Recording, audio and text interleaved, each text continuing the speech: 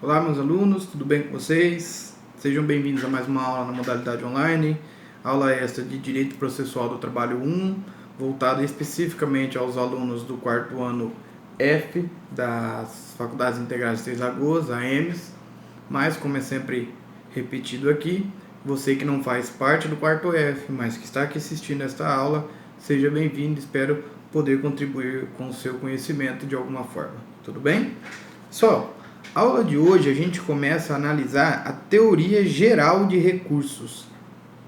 Então a gente entra na seara trabalhista em uma das partes talvez mais difíceis, que são os recursos trabalhistas propriamente ditos. Propriamente ditos não, na verdade o recurso trabalhista, mas a gente começa a ver a sua teoria geral desses recursos, tudo bem? Então nós temos lá, a primeira coisa que nós temos, que quando nós falamos em recurso, são os efeitos que o recurso traz ao processo, tá? E aí dentro da seara trabalhista, nós temos 1, 2, 3, 4, 5, 6 efeitos cabíveis a título de recurso, tudo bem? A gente vai analisar todos esses efeitos aí, tá? O primeiro efeito existente dentro do recurso é o efeito devolutivo. Este efeito devolutivo é aquele mesmo efeito que existe no processo penal, que existe no processo civil. Quanto a isso, não tem segredo. O efeito devolutivo ele é inerente a todo e qualquer recurso e tem a finalidade de devolver a matéria examinada para o segundo grau de jurisdição. Ou seja, ele devolve, o nome já fala, efeito devolutivo, ele devolve à instância superior o julgamento daquilo que já foi observado em primeira instância. Ou seja, o efeito devolutivo, como o próprio nome diz, ele devolve a matéria para que seja examinada novamente, desta feita numa instância superior.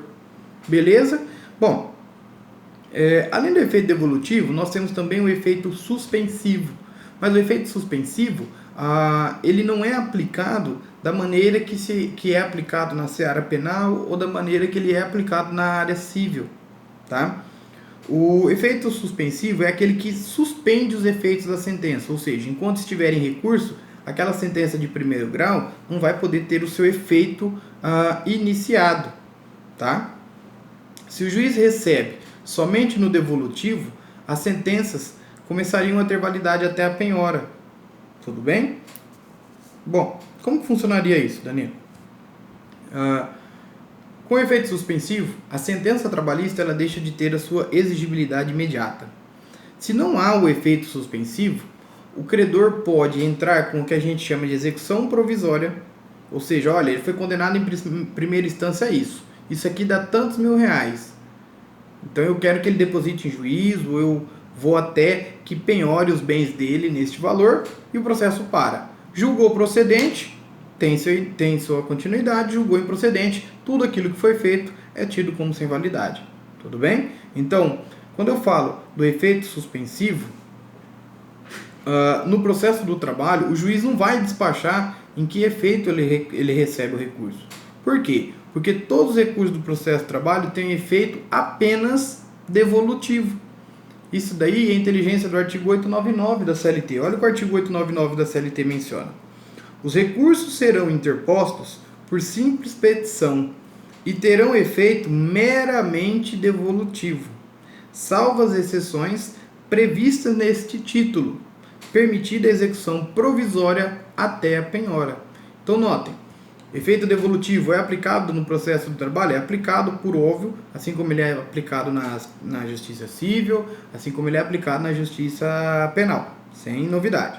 E o efeito suspensivo, ele vai ser aplicado na justiça do trabalho? Num primeiro momento, não.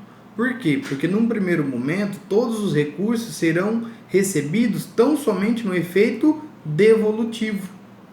Danilo, mas e se eu quiser o efeito suspensivo neste processo? Eu não tenho direito? Tem. Há a possibilidade de ser requerido o efeito suspensivo na própria petição do recurso. Ou seja, você quando fizer o recurso, você vai abrir um tópico lá e requerer a suspensão né, a concessão do efeito suspensivo àquele processo. A inteligência da súmula 414, item 1 do TST, ela menciona o seguinte: a tutela provisória concedida na sentença não comporta impugnação pela via do mandado de segurança, por ser impugnável mediante recurso ordinário. É admissível a obtenção de efeito suspensivo ao recurso ordinário mediante requerimento dirigido ao tribunal, ao relator, ao presidente ou ao vice-presidente do tribunal recorrido, por aplicação subsidiária ao processo do trabalho do artigo 1029, parágrafo 5º do CPC de 2015. Então, notem, o efeito suspensivo é possível? Sim, o efeito suspensivo é possível, sim, desde que ele seja requerido, porque o juiz não vai receber o recurso no efeito suspensivo. Ele vai receber o recurso tão somente no efeito devolutivo. Tranquilo, pessoal? Ainda quanto aos efeitos do recurso, nós temos lá o efeito translativo, que se refere às questões que o juiz ou adquém pode conhecer sem que tenha sido objeto do recurso.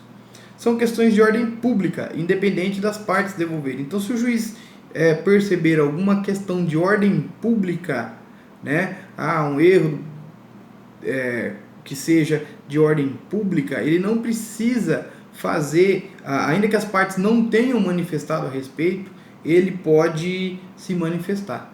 Tudo bem? Tranquilo? Temos ainda o efeito extensivo. O efeito extensivo, o nome já fala, extensivo, extensão, tá? O recurso interposto por um dos litisconsortes a todos aproveita, salvo interesses opostos ou distintos.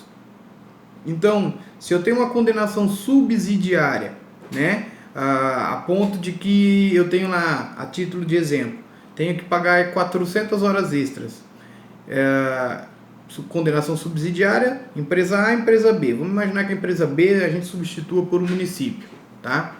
Vamos imaginar, a empresa A fez o recurso e este recurso foi julgado procedente e diminuiu as horas extras de 400 para 200 horas extras. Ou seja, também vai aproveitar ao município. Então, de acordo com o efeito extensivo, o recurso interposto por um dos litisconsortes a todos aproveita, salvo interesses opostos ou distintos. Por quê? Porque se eu tenho uma empresa, duas empresas que são condenadas, uma pede a exclusão do polo e a outra pede a diminuição da condenação, eu tenho interesse distinto. Tudo bem? Tranquilo? E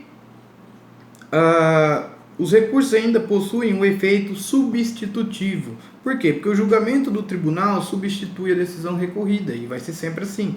O julgamento da instância superior vai substituir o julgamento da instância imediatamente, digamos, inferior. Então, um acórdão do TRT vai substituir a sentença da vara do trabalho. Um acórdão do TST, ele vai substituir um acórdão do TRT. Então, por meio do efeito substitutivo, o julgamento do tribunal substitui a decisão recorrida, né? Ou mantém, não tem problema, mas se manter, o que vai valer, lógico, vai ser a questão do acórdão, né? Só vai valer, só foi mantida porque o acórdão assim o decidiu. Então, o acórdão substitui o julgamento da decisão recorrida. Tranquilo? E por fim, nós temos ainda os efeitos, o efeito regressivo, que é aquele que permite o juiz de retratação. O juízo de retratação, ele está disposto lá no artigo 3º, inciso 8º da Instrução Normativa 39 de 2016. A Instrução Normativa 39 de 2016, artigo 3º, fala o seguinte, que se aplica, inciso 8º, artigo 485, parágrafo 7º, juízo de retratação no recurso ordinário. Então, de acordo com o efeito regressivo, é possível o juiz se retratar quando do recurso ordinário. Mas quando isso vai caber? Lá aplicado subsidiariamente ao artigo 485, parágrafo 7º do CPC. E aí eu chamo a atenção dos senhores, por quê? Porque o artigo 485 ele menciona: o juiz não resolverá o mérito quando, 2 pontos. Isso quer dizer que implicitamente ele está falando que é possível a retratação? Sim, é possível a retratação, desde que o processo tenha sido julgado sem análise do mérito. Tudo bem? Então, se eu tenho um processo sem análise do mérito e eu interponho um recurso e o juiz percebe que aquilo que eu escrevi no recurso está certo, ele pode se retratar disso daí, desde que, relembro a vocês, este julgamento tenha sido sem análise de mérito, tá? É importante mencionar também que há ainda a possibilidade de retratação por meio do agravo, tá? Que é o que a gente vai estudar mais para frente. O agravo de instrumento, dentro da Justiça do Trabalho, ele tem a função de destrancar recursos que tinham sido inadmitidos. E em razão disso, após interposto o agravo, em sendo conhecido pelo juiz que de fato ele errou, ele pode fazer o juízo de retratação. Beleza? Tranquilo? A gente volta agora no próximo bloco e a gente começa a analisar os pressupostos de admissibilidade do recurso, passando pelos pressupostos extrínsecos, e aí a gente vai falar também, dentre esses pressupostos, da tempestividade. Beleza, pessoal? Até a próxima.